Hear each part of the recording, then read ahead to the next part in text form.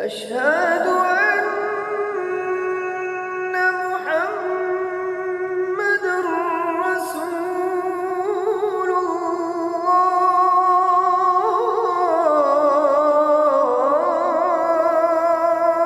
الله. نحمده ونستعينه ونستغفره ونؤمن به ونتوكل عليه ونعوذ بالله من شرور أنفسنا ومن سيئات أعمالنا من يهده الله فلا مضل له ومن يضلل فلا هادي له وأشهد أن لا إله إلا الله وحده لا شريك له وأشهد أن محمدا عبده ورسوله أما بعد فإن خير الحديث كتاب الله وخير الهدي هدي محمد صلى الله عليه وسلم وشر الأمور محدثاتها وكل محدثة بدعة وكل بدعة ضلالة وكل ضلالة في النار. وأعوذ بالله السميع العليم من الشيطان الرجيم. بسم الله الرحمن الرحيم. لقد كان لكم في رسول الله أسوة حسنة. محترم حضرات، دینی اور دلی بھائیوں، آنے والا مہینہ انشاءاللہ رمضان کا ہے. رمضان اور روزے ہماری تربیت کے لیے. تربیت کا مطلب یہ ہے کہ ایک مسلمان اپنے آپ کو اس سانچے میں ڈھالے جس سانچے میں ڈھالنے کا اسے حکم دیا گیا.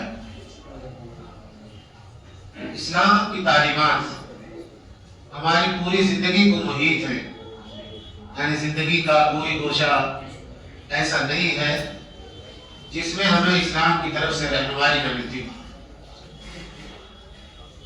قرآن مجید میں اللہ تعالیٰ نے اسی لیے نبی اکرم صلی اللہ علیہ وسلم کی ذات گرامی کو ہمارے لیے نمونہ قرار دیا. لقد کان لکم فی رسول اللہ اسوۃ حسنہ. اے مسلمانوں، رسول اللہ صلی اللہ علیہ وسلم کی زندگی میں تمہارے لیے بہترین نمونہ. ہمارے نبی نے زندگی کیسے گزاری، سب حالات میں آپ کی زندگی کیسے گزری. مدینہ منورہ جب آئے، آپ نے اسلامی معاشرے کی بنیاد رکھی، ایک اسلامی حکومت قائم کی. اس وقت آپ کا کردار و عمل کیا تھا؟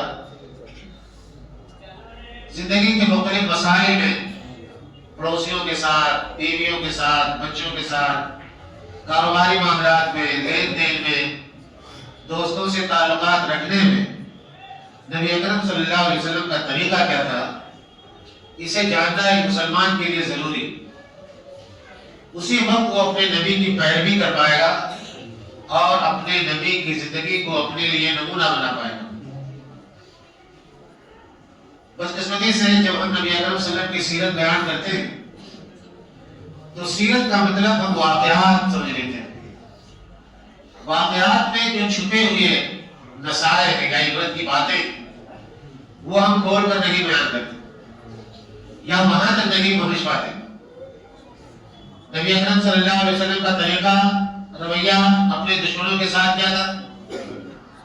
بہت سارے واقعات سے یہ بات ثابت ہوتی ہے، لیکن اس کا ہماری زندگی پر کیا اثر ہونا چاہیے وہ اثر قبول کرنے کے لیے تیار نہیں. جب ہم نبی اکرم صلی اللہ علیہ وسلم کی سنت کی بات کرتے ہیں، سنت کو بھی سمجھنا چاہیے. سنت کا مطلب یہ ہوتا ہے کہ نبی اکرم صلی اللہ علیہ وسلم نے اپنی زبان مبارک سے جو باتیں بیان فرمائیں کہ ایسا کرو، ایسا کرو، ایسا نہ کرو، تو زبان سے جو باتیں آپ نے ارشاد فرمائی وہ سنت. کسی صحابی نے یہ بیان کیا کہ نبی اکرم صلی اللہ علیہ وسلم ایسا کرتے تھے. کسی صحابی نے آپ کی کسی قول اور عمل کی حکایت بیان، یہ بھی سنت ہے. حضرت عبداللہ بن عمر رضی اللہ عنہ بیان فرماتے ہیں کہ نبی اکرم صلی اللہ علیہ وسلم ایسا کرتے تھے. حضرت ابو ہریرہ کہتے ہیں کہ اللہ علیہ وسلم کو ایسا کرتے ہوئے میں نے دیکھا. یہ بھی سنت ہے. اور سنت کی ایک تیسری قسم بھی ہے کہ اللہ کے نبی کہیں بیٹھے ہوئے تھے، تشریف فرما تھے، آپ کے سامنے کوئی بات کہی گئی، کوئی کام کیا گیا، آپ کے نوٹس میں اور علم میں آیا، لیکن آپ نے اس سے منع نہیں کیا، روکا نہیں، تو اس کو بھی سنت کہتے ہیں. علمی اصطلاح میں، کتابی لفظوں میں اس سنت کے 3 طریقوں کو قولی، فعلی اور تقریری کہا جاتا ہے. ہو سکتا ہے آپ کتاب پڑھتے ہو تو سنت کی یہ 3 قسمیں آپ کے سامنے گزرتی ہیں. کہ فعل رسول کو سنت، قول رسول کو سنت اور تقریر رسول کو سنت. یہاں تقریر کا مطلب اسپیچ نہیں. عربی میں تقریر کہتے ہیں کسی چیز کو ثابت کرنا، باقی رکھنا. تو یہاں تقریر کا مطلب یہ ہے کہ اللہ کے نبی صلی اللہ علیہ وسلم کے سامنے کوئی بات کی گئی، کوئی کام کیا گیا، لیکن آپ نے اسے روکا نہیں. اس کا مطلب کہ یہ کام بھی کیا جا سکتا ہے، یہ بھی سنت کے دائرے میں رہا ہے. ہمارے پاس جو حدیث کی کتابیں بخاری، مسلم، ابو داؤد، ترمذی، نسائی، ابن ماجہ، حدیث کی تمام کتابوں میں سنت کی یہی 3 باتیں، سنت کی یہی 3 طریقے تفصیل کے ساتھ بیان کیے گئے، چاہے وہ عقائد کے باب میں ہو، عبادات کے باب میں ہو، معاملات کے تعلق سے ہو، اخلاقیات کے حوالے سے ہو، کہ نبی اکرم صلی اللہ علیہ وسلم کی پاک زندگی یا سیرت مطہرہ کیسی. قرآن مجید میں اللہ تعالیٰ نے گواہی دی اپنے نبی کے بارے میں کہ وَإِنَّكَ لَعَلَىٰ خُلُقٍ عَظِيمٍ، اے نبی آپ اخلاق کے بہت بلند مرتبے پر فائز ہیں. اخلاق، بول چال میں، معاملات میں، کسی سے کوئی رویہ اپناتے ہوئے، یہ اخلاق ہماری زندگی کا لازمی حصہ ہے. انسان اور جانور میں فرق اسی اخلاق سے کیا جاتا ہے. انسان اپنے لوگوں کے ساتھ، دوسروں کے ساتھ، دوستوں کے ساتھ، کاروباری لوگوں کے ساتھ حسن اخلاق کا مظاہرہ کرتا ہے. بعض لوگ بڑی سخت باتیں کرتے ہیں. جو کام نرمی کے ساتھ کیا جا سکتا تھا اس کام کو بھی ہم سختی کے ساتھ انجام دیتے ہیں. یہ ہمارے نبی کے طریقے کے خلاف. قرآن مجید میں اللہ تعالیٰ نے نبی صلی اللہ علیہ وسلم کی ایک سیرت یا آپ کی زندگی کا ایک پہلو یہ بیان کیا ہے، وَإِن كُنتَ فَظًّا غَلِيظًا لَانفَضُّوا مِنْ حَوْلِكَ فَبِمَا رَحْمَةٍ مِنَ اللَّهِ لِنتَ لَهُمْ، کہ اللہ تعالیٰ کی رحمت ہے نبی کہ آپ لوگوں کے لیے نرم ہیں. وَلَوْ كُنْتَ فَظًّا غَلِيظَ الْقَلْبِ لَانفَضُّوا مِنْ حَوْلِكَ، لیکن اگر آپ سخت بات کرنے والے ہوتے، سخت دل ہوتے، تو لوگ آپ کے آس پاس سے دور چلے جاتے، لوگ آپ کے قریب نہیں آتے. تو اخلاق کا ایک پہلو یہ ہے کہ لوگ آپ کے پاس آئیں اپنے مسائل کے لیے، اپنی پریشانیوں کا حل تلاش کرنے کے لیے. مثال کے طور پر ہمارے علماء دین جو ہمارے معاشرے کے اندر موجود ہیں، ہم ان کا احترام جلاتے ہوئے ان سے یہ امید رکھتے ہیں کہ کوئی مسلمان جب ان کی خدمت میں آیا، اپنا کوئی مسئلہ رکھے گا، کوئی پریشانی رکھے گا، تو اس سے ہمدردی ظاہر کرتے ہوئے وہ اس کے سوال کا جواب دے گی. وہ تو پریشان ہو کر کے آئے گی. اب عالم دین بھی اگر غصے میں آ کر کے اس کے سوال کا جواب دینے لگے، یا اسی کے سوال کو الٹ دے اس کے اوپر، یا اسے اور طرز کرنے لگے، تان و تشریح کرنے لگے، تو یہ رویہ سنت کے خلاف. نبی اکرم صلی اللہ علیہ وسلم نے ایسا زندگی میں کبھی نہیں، بلکہ عوام کے بارے میں ہم سب کا تجربہ ہے. ایک شخص سوال کرتا ہے لیکن سوال پورا نہیں کر پاتا، الفاظ اس کی زبان سے ہی نہیں نکلتے، لیکن سامنے بیٹھا ہوا عالم دین اس کا سوال سمجھ آتا ہے کہ بھائی یہ کہنا کیا چاہتا ہے، اس کے دل میں بات کیا ہے. زبان سے وہ لفظوں کو ادا نہیں کر پا رہا. تب جب عالم دین نے سمجھ لیا تو اسے اس کے سوال کا پورا جواب دینا چاہیے. بلکہ جواب دینے کے ساتھ ساتھ میں طریقہ ہمارے نبی کا اور بھی ہے کہ اگر اس کے سوال کا کوئی اور پہلو ہے جو اسے بعد میں پریشان کر سکتا ہے یا اسے الجھن پیش آ سکتی ہے، تو عالم دین اگر اس چیز کو سمجھتا ہے تو نہ پوچھے گئے سوال کا جو متعلق ہے جواب اس سوال کے، اس کا بھی جواب اسے دے دینا چاہیے. ایک صحابی کہتے ہیں یہ صاحب سمندر میں مچھلیاں پکڑنے کا کام کرتے تھے. ان کے سامنے یہ مسئلہ تھا کہ سمندر کا پانی تو کھارا ہوتا ہے، پینے میں دقت پیش آ سکتی ہے، آتی بھی ہے، تو کیا اس سے وضو کرنا بھی جائز ہے، اس پانی سے غسل کرنا بھی جائز ہے. ان کے دل میں یہ شبہ پیدا ہوا. وہ اللہ کے نبی صلی اللہ علیہ وسلم کے پاس آئے اور کہا، پوچھا سمندر کے پانی کے بارے میں کہ اس کا استعمال کرنا کیسا ہے. تو آپ نے فرمایا کہ سمندر کا پانی پاک ہے، اور مزید فرمایا کہ اس کے مردار حلال ہے۔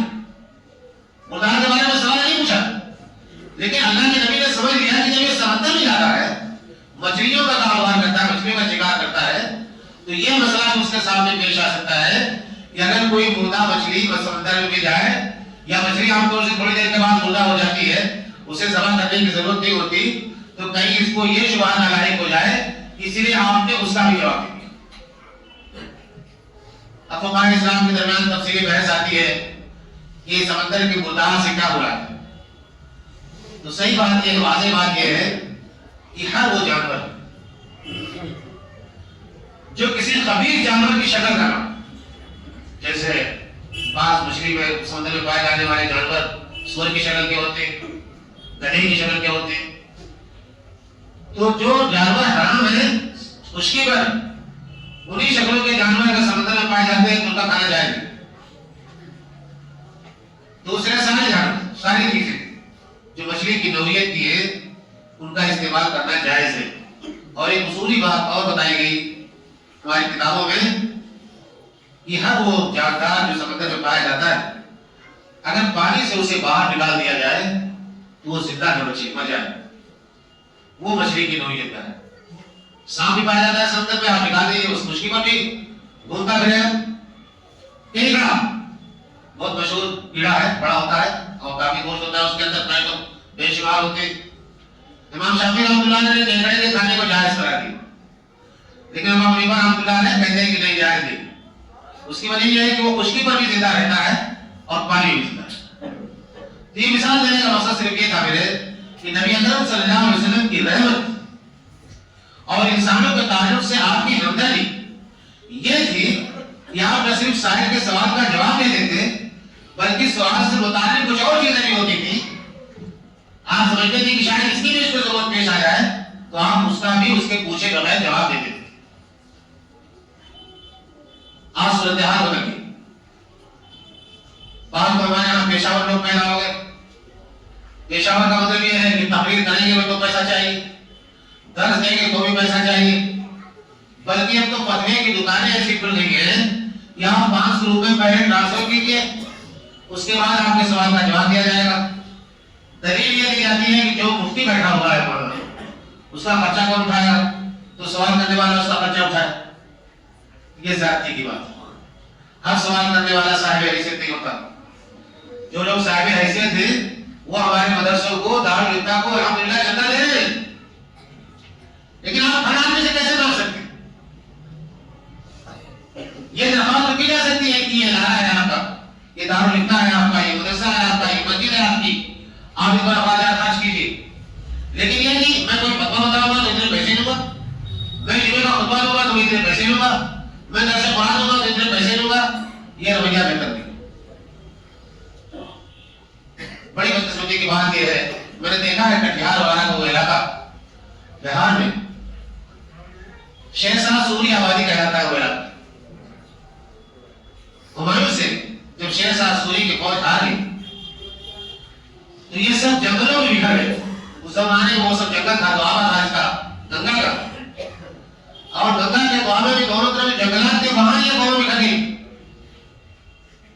سید احمد شہید و شاہ اسماعیل شہید کا قافلہ جب گنگا دریا کے راستے کلکتہ گیا تو راستے میں جگہ جگہ پڑاؤ کرتا گیا۔ اس علاقے میں بھی کئی پڑاؤ ہوئے۔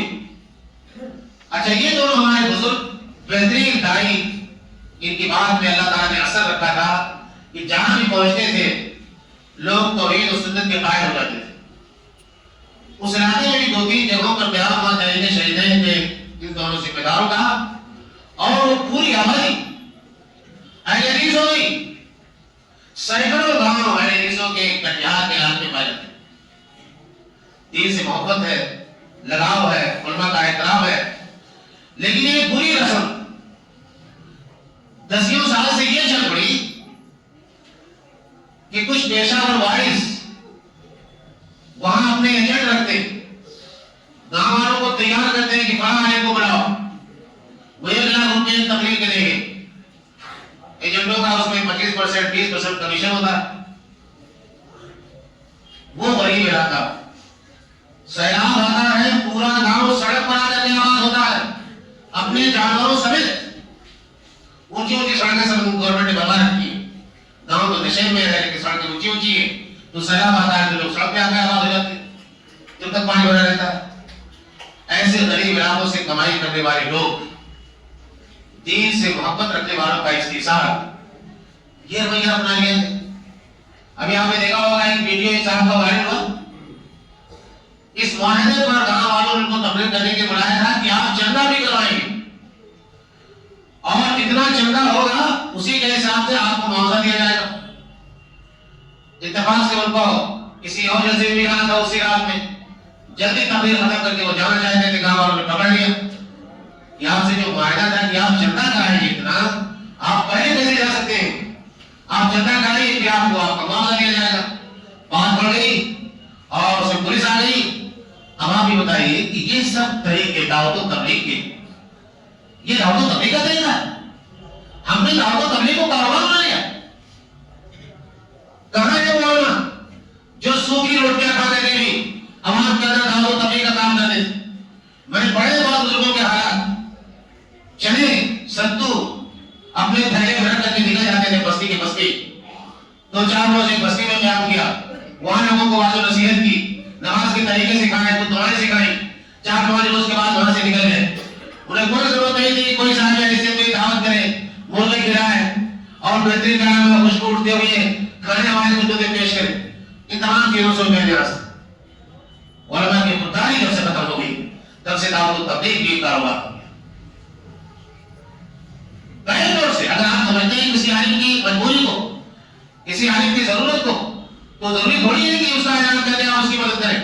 آپ خاموشی کے ساتھ اس کی مدد کر دیں تاکہ اس کی عزت نفس سے خودداری عوام کو اس کا وقار بحال ہے اور وہ آپ کا کام کرتا ہے دین کا کام کرتا ہے. لیکن یہ کاروباری شکل ہے. الحمدللہ علی گڑھ کئی لوگوں نے اس بات کی کوشش کی یہ پیشہ ور نوکری نہیں کہا جائے 50,000 روپے رات والے 1 لاکھ روپے رات والے. لیکن سرائے میاں کے علاوہ وہاں کچھ نوجوان تھے جذباتی. میں نے منع بھی کیا ان کو کہ مت بلاؤ ایسے آدمی کو لیکن انہوں نے بلا لیا اور 2-4 جلسوں کے بعد اس کی کڑھائی کھل گئی کہ وہ کس لیے نہیں کرایا تھا. تو ہم لوگ تو پورے ہندوستان پر نظر رکھتے ہیں جانتے ہیں کون کیا ہے اور کس طرح کی تقریر کرتا ہے. ایک بات اور بتاؤں آپ کو کہ دین سیکھنے کے لیے علم حاصل کرنا ضروری ہے. علم حاصل کرنے کے لیے پڑھنا لکھنا ضروری. اگر آپ بزرگ ہو گئے پڑھے لکھے نہیں ہیں تو آپ کوشش کیجیے کہ آپ کے بچے آپ کی نسلیں پڑھے لکھے. پڑھنے سے علم آتا ہے. زندگی بھر سنتے رہے آپ کسی عالم نے کچھ کہہ دیا کسی نے کچھ کہہ دیا اور آپ کنفیوز ہو گئے. اگر آپ کے پاس علم نہیں ہے تو زندگی بھر کنفیوژن ہی رہے گا. کبھی شبہوں و شبہات دور نہیں ہوگے. میں نے بہت کوشش کی کئی نوجوانوں سے درخواست کی کہ بھائی اصول کی کتابیں پڑھ لو اصول تفسیر پڑھ لو اصول حدیث پڑھ لو حدیث کی کوئی ایک کتاب پڑھ لو. لیکن جب ہم کیسا ذوق بن گیا بچوں کا کہ ان کو لچھے رام تقریریں سننے ہاتھ پیر چلا کر کے تقریریں کرنے چیخنے چلانے وہ لوگ دعوت و تبلیغ سمجھ گئے. چیخنے چلانے کا نام دعوت و تبلیغ ہے. مسائل کو بیان کرنا دلائل کی روشنی میں اور پھر اسے دلوں میں اتارنا ہمدردی کے ساتھ انسانیت کے ساتھ یہ ایک داعی کی ذمہ داری. تو نبی اکرم صلی اللہ علیہ وسلم کی ہم سیرت کی بات کرتے ہیں تو اللہ علیہ وسلم کی کئی باتیں سامنے آتی. وہ قرآن مجید کے اندر اللہ تعالیٰ نے بیان فرمائی وَمَا أَرْسَلْنَاكَ إِلَّا رَحْمَةً لِلْعَالَمِينَ.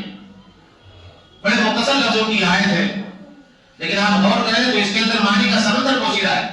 اے نبی ہم نے آپ کو ساری دنیا کے لیے رحمت بنا کر کے بھیجا ہے. ساری دنیا کے لیے کسی ایک ملک کے لیے نہیں کسی ایک مذہب کے لیے نہیں کسی ایک رنگ نسل کے انسان کے لیے نہیں بلکہ دنیا کے تمام انسانوں کے لیے آپ کو رحمت بنا کر کے بھیجا. جب ہمارے نبی ساری دنیا کے لیے رحمت ہے تو نبی کی سنت کی اتباع میں ایک مسلمان کو اپنے نبی کے اسوے پر طریقے پر چلتے ہوئے دنیا کے لیے رحمت بننا چاہیے. یہاں تو ہم اپنوں کے لیے رحمت نہیں بن پا رہے اپنے گھر والوں کے لیے رحمت نہیں بن پا رہے اپنی بیوی کے لیے رحمت نہیں بن پا رہے.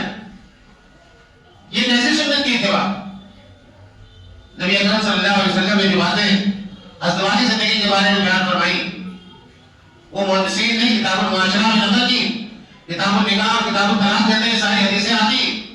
اگر یہ چیپٹر ہمارے سامنے آ جائے تو ہمیں پتہ چلے کہ نبی صلی اللہ علیہ وسلم اپنی بیویوں کے ساتھ کیا رویہ اپناتے تھے اور ایک مسلمان کو اپنے اہل خانہ کے ساتھ، بیوی بچوں کے ساتھ کس طرح رہنا چاہیے.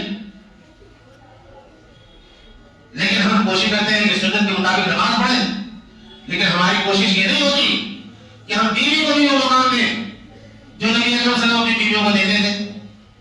بیوی کو اس لیے تنگ کریں گے کہ میں تیرے گھر گیا، تیری ماں نے میرا استقبال نہیں کیا، تیرے باپ نے مجھ سے اچھی بات نہیں کی، لوٹتے وقت مجھے کوئی تحفہ نہیں دیا، مٹھائی کا ڈبہ نہیں دیا، پیسے نہیں دیے، یہ میری عزت ہے سسرال میں. ارے آپ نے اپنی حالت ایسی بنا رکھی ہے تو سسرال میں آپ کی عزت ہوگی. آپ نے آپ کو اصلاح تو بنائی کہ سسرال میں آپ کی عزت ہو، اور عزت اگر نہیں ہوئی تو بیوی کا کیا قصور بھائی؟ بیوی کو آگے رہتی. یہ رویہ بہت سارے نوجوانوں کو دیکھتا ہوں اور اس میں اپنی مردانگی کی شان سمجھتے ہیں. کاہے کو اللہ کے نبی کی سنت کی پیروی بھائی؟ نبی تو ساری دنیا کی رحمت ہے، آپ کو اپنے سارے ساس اور سسر کی رحمت نہیں مل پا ہے، بیوی کی رحمت نہیں مل پا ہے. تو ایک تو سنت کا معاملہ ہم لوگوں نے سمیٹ دیا، محدود کر دیا. کہاں؟ صرف مسجد میں آ کر کے نماز میں سنت کے مطابق نماز پڑھ لینا، یہ سنت کی پیروی. بلا شبہ نماز سنت کے مطابق ادا کرنا سنت نبی ہے. نماز نہیں ہوگی اگر سنت کے مطابق نماز ادا نہیں کیا ہے.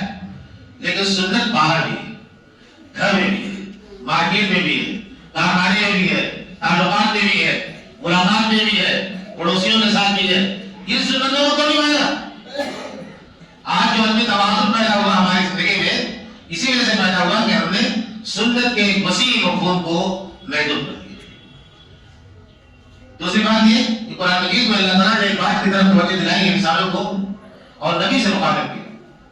افرأیت من اتخذ الہہ ہواہ، یعنی نبی آپ نے دیکھا اس شخص کو جس نے اپنی خواہش کو اپنا معبود بنا لیا. ہماری مرضی جو ہے وہی ہماری ترجیح ہے، ہمارا دل جو چاہتا ہے وہی اسلام ہے. ایسا نہیں ہوتا. یہ تو کافروں کا رویہ ہے. مسلمانوں کا رویہ کب سے ہو گیا کہ جو ہماری مرضی ہوگی، ہماری خواہش ہوگی وہی اسلام ہوگا.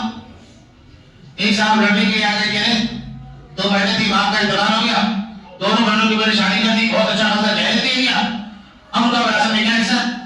بولنا آپ کیسی بات کر رہے ہیں؟ میں نے کہا بھیا جہیز وراثت نہیں ہے.